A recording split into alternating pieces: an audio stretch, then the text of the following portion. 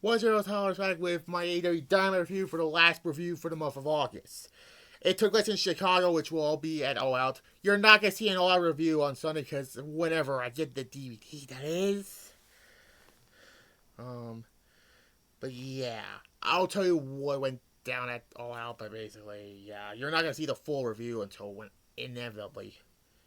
Anyways, so Jon Moxley makes his way to the ring after demolishing CM Punk, where fans were pissed.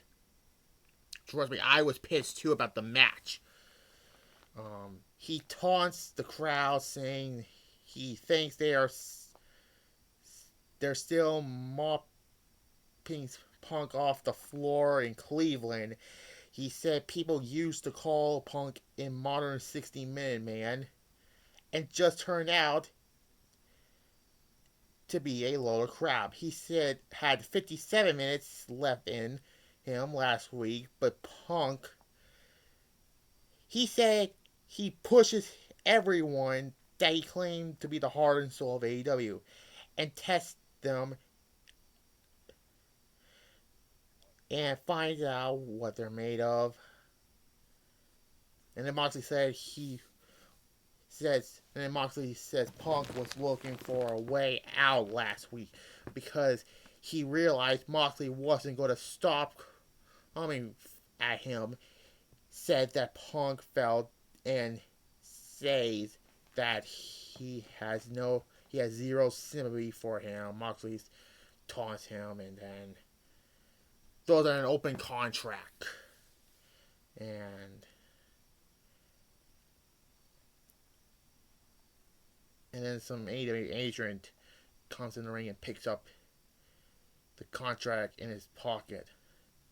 Anyways, then Tony Schiavone interviews Chris Jericho. Jericho said that the American Dragon versus Lionheart is a dream match, even though we saw Jericho and Daniel Bryan in the WWE. But so yeah, then we get Bryan Danielson versus Jake Hager, with Jericho and Regal joining the commentary table. Not a bad match.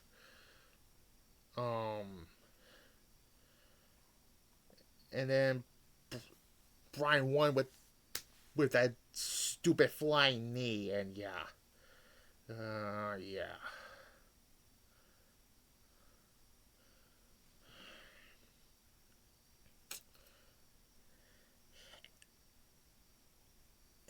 Anyway, then we get a tag match. At least on Raw, we didn't get that many tag team matches like on Raw did, which was only one single match and a bunch of tag matches. Yeah, it was Britt Baker and Jamie Hayter versus Hershida and Tony Storm. It was just okay. It was okay. I think the babyfaces win. Yep. Anyways, and then Kip Sabian talks about Pac last week, and then they're gonna have him. He said he just wants a shot at the title out, and then Miro cuts a promo on the House of Black, saying that the gods made a deal with the devil. He talked about him, and then he hasn't worked. Darby Allin and Sting walk up, and Darby said he thinks Black is intimidating with the success that King, and without him, Sting says the enemy of my enemy is my friend. So yeah, that's gonna happen.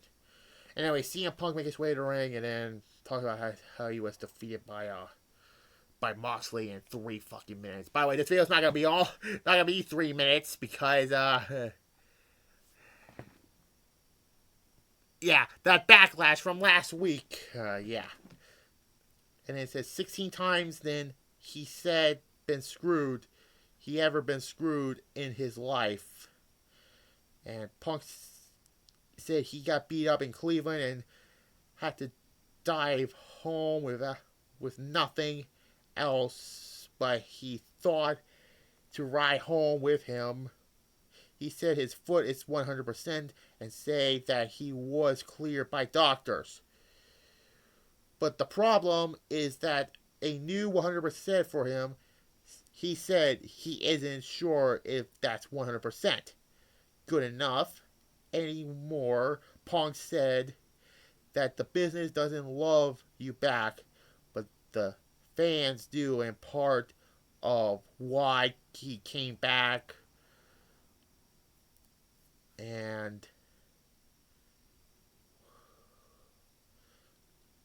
and part of the why he came back, and then he said that it hurts him thinking he left everyone down, and thinks the points to his sister and said it hurts to think he let her down. Punk starts go emotional and then say that love maybe not enough anymore.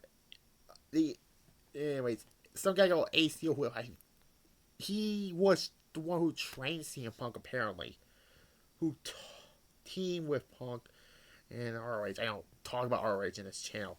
Walks out and asks him what the hell he's doing. Steele said this isn't what they talk about in the back. And then Steele talks about their history together and says they are family. He said Punk doesn't let his fans down, his family down, or his fans down. Remind Punk that he filled up an arena on nothing more than a rumor. And they get in the contract, and they're going to have the rematch at All Out between Moxley and Punk. Better not be 3 minutes again.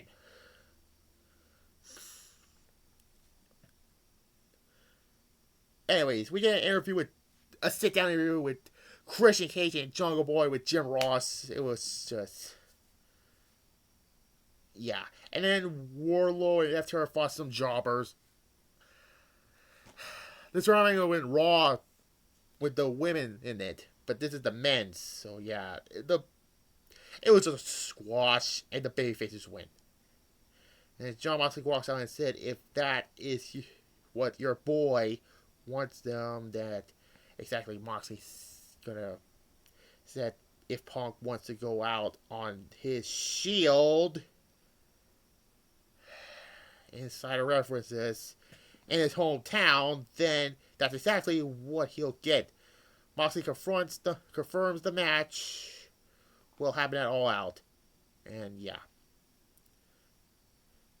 Then we get a 4-way match. It's just... it was a decent tag match. Wheeler Yuta won this match. And yeah. And then the King Omega and the Young Bucks beat the United Empire, and they're gonna win those trios belts. Again, there's too many fucking belts. This was a good show. It was better than Raw last Monday, and it was better than last week, so I'm just giving it a B-. That's it, B-. I'll be back with my No Mercy review for the N64. The WWF No Mercy game on the N64, that is. And then my SmackDown review, and then Clash of the Castle, I'll probably do. So yeah, B-. Like this video, comment down below. If you're new to this channel, subscribe. Bye.